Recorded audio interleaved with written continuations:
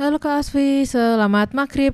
Aku Ming dari Ming Tarot akan membacakan life purpose buat kakak soal kehidupan secara general ya. Jadi ini lebih ke jalan hidup ini mau ke arah mana sih, mau buat apa sih, kenapa hidup harus selalu begini begitu, tapi lebih ke secara general.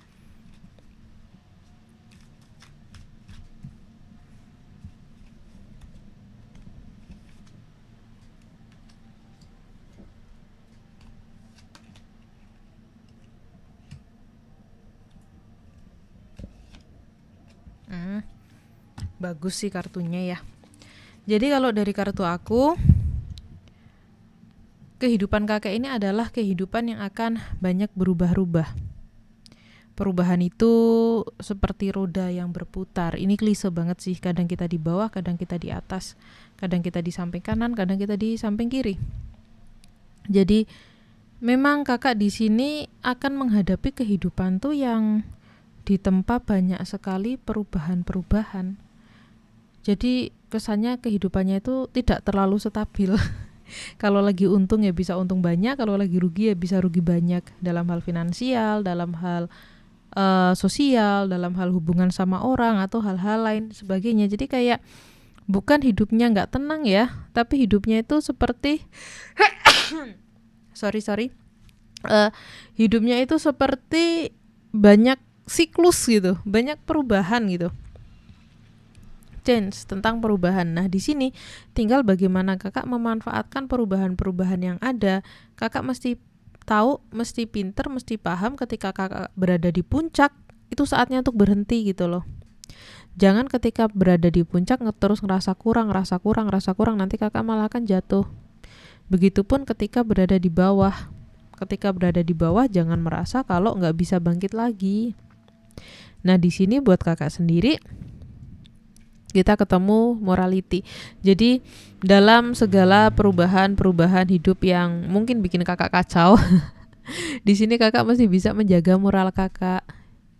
Memang PR-nya kayak gimana caranya untuk tetap menjadi seseorang yang lurus, untuk tetap menjadi seseorang yang baik, untuk tetap menjadi seseorang yang tidak melanggar norma-norma.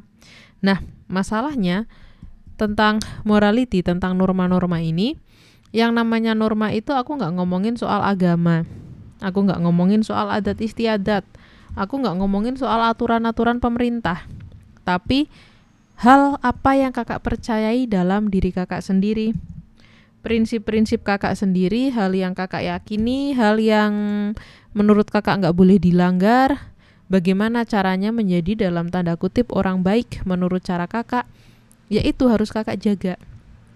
Karena kalau kakak nggak ngejaga ini, kakak bakal cepat anjlok gitu loh, bakal cepet jatuh lagi. Terus kalau udah di bawah ya susah buat ke atas lagi.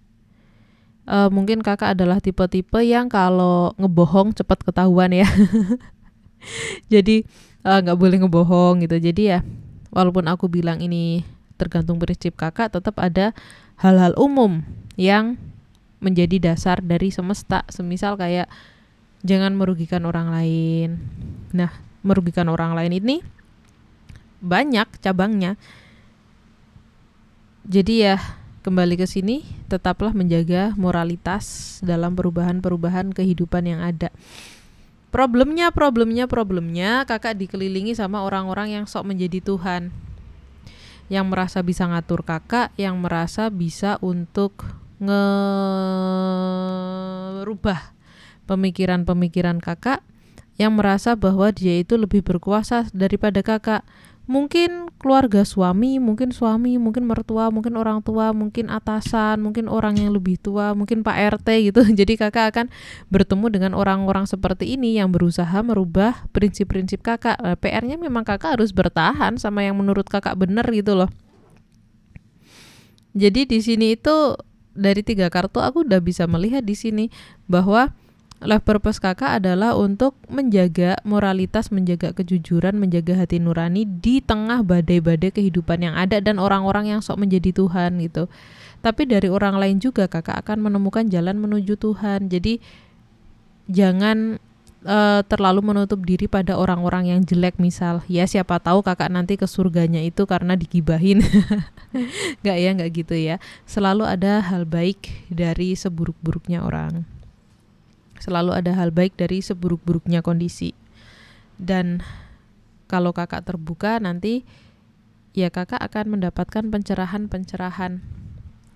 Nah dari ini semua, kita ketemu di kartu keempat, kartu The Master, kartu yang ngomongin clue tentang akhirnya. The Master ini apa ya? Kakak akan menguasai apa? Menguasai perubahan-perubahan dalam kehidupan kakak.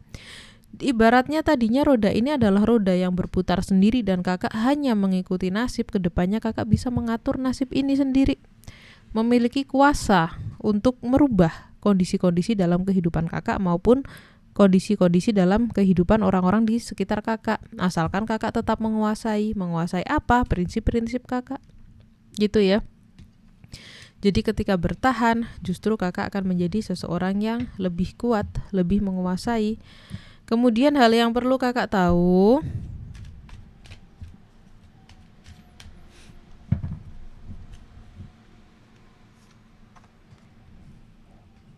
Ace of Swords, The Hierophant again, dan Four of Cups. Jadi aku sengaja pakai kartu-kartu yang berbeda biar kalau ada kartu yang sama, ini sebenarnya kartu yang sama nih, itu dia bisa keluar dari deck yang berbeda.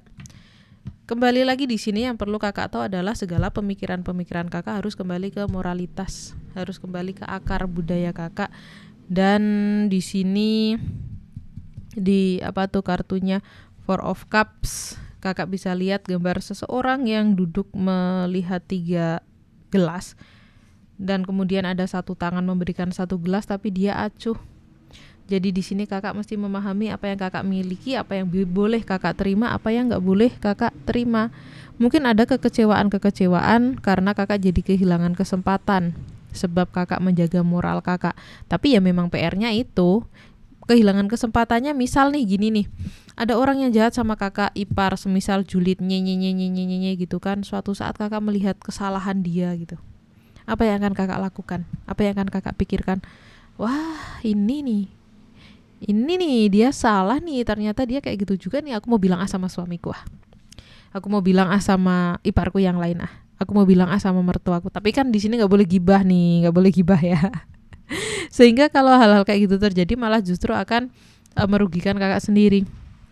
Jadi gimana caranya ya jadi orang yang lurus-lurus aja deh gitu. Dan ini perlu kakak tahu banget, kalau pemikiran-pemikiran tidak dihadang dengan prinsip, kakak bisa menjadi kecewa lebih banyak hal, malah disuruh introspeksi sama orang, ngerasa hampa, ngerasa kayak ya kakak bener tapi kok disalahin ya. Ya ini karena hidup itu gak cuma soal benar dan salah. Hidup ini juga soal The Hierophant, ikatan. Semisal kakak menyalahin ipar kakak ke suami kakak, dan suami kakak itu kakaknya atau adiknya, suami kakak sayang sama si ipar itu, ya bisa aja marah, kok kamu gitu sih sama adikku, kok kamu gitu sih sama kakakku. Ya kalau dia kayak gitu tuh harusnya kita bantu, harusnya kita nolong. Padahal kakak mikirnya, lu dia kayak gitu kan salahnya dia sendiri. Dia ngomong gak baik soal aku, kenapa ketika dia melakukan hal gak baik aku juga yang jadi jahat? Nah jadi yang salah adalah cara ngegibahnya ya. Ya sambat bahasa Indonesianya apa ya? Curhat sama suami itu boleh, tapi jangan terkesan kayak kakak gak jadi hierophant, gak jadi seseorang yang bijak atau melihat dari sudut pandang lain. Gak kelihatan sayang sama orang-orang yang ya mungkin memang sebenarnya gak kakak sayang, tapi mesti kelihatan sayang. Karena The Hierophant ini kan ceritanya dia uskup ya, paus siapa gitu aku lupa. Walaupun kesel, walaupun capek ya mesti memberkati orang gitu. Jadi semisal kakak lagi jengkel sama orang, lagi mau cerita sama suami soal iparnya, ya cara komunikasinya diganti. Jangan yang kayak senang banget barangkali melihat kesalahan dari orang lain gitu sih intinya sih. Terus yang mesti kakak lakukan di sini adalah dalam kehidupan kakak yang mesti kakak lakukan adalah, ini pakai kartunya beda lagi nih, aku pakai 3 nih, King of Cups terbalik.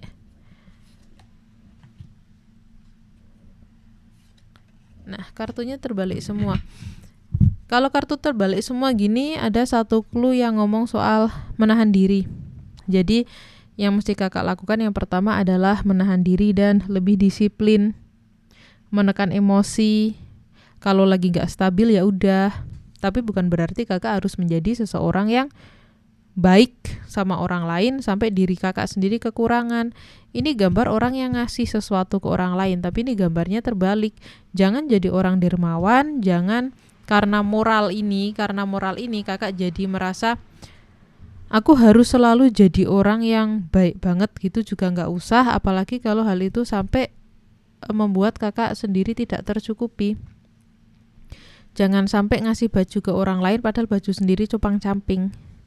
Yang di kartu ini bilang adalah kalau mau baik sama orang ya orangnya dilihat, tapi juga tetap harus baik sama diri sendiri.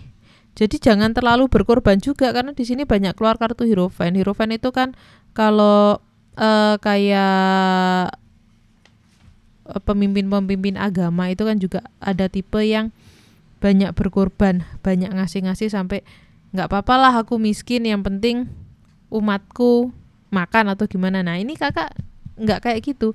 Kakak mesti ada prioritas di sini.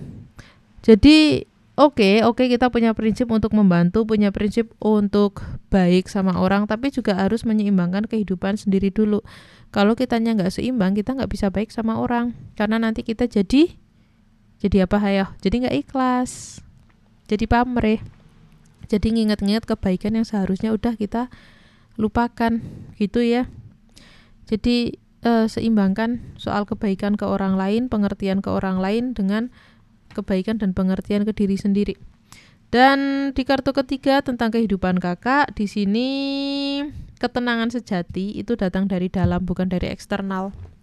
Jadi The Master ini sebenarnya juga adalah kartu yang sangat spiritualitas. Jadi jangan terlalu untuk menggantungkan ketenangan kakak, menggantungkan kebiasaan, kebahagiaan, ke apa ya?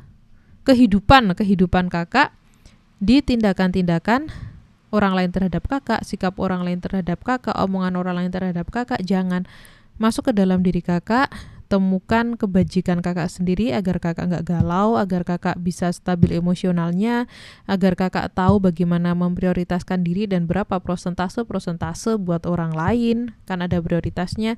Akhirnya kakak bisa jadi The Master dari life purpose kakak tentang menghadapi banyaknya perubahan-perubahan dalam kehidupan. Ya memang harus tenang di kehidupan yang ini bakal banyak digempur hal-hal yang mungkin akan membuat kakak kehilangan moralitas kakak itu. Tapi ujiannya memang di situ, bagaimana kakak bisa menggenggam prinsip-prinsip kakak dan tetap menjadi orang baik walaupun kondisi lagi tidak baik. Jadi begitu kakak secara general life purpose-nya Kak Asfi. Semoga bisa dipahami sih ya, biasanya kalau video lebih mudah dipahami memang. Mohon maaf kalau ada salah kata, salah ucap dan salah-salah yang lain. Sampai jumpa di lain kesempatan. Bye bye.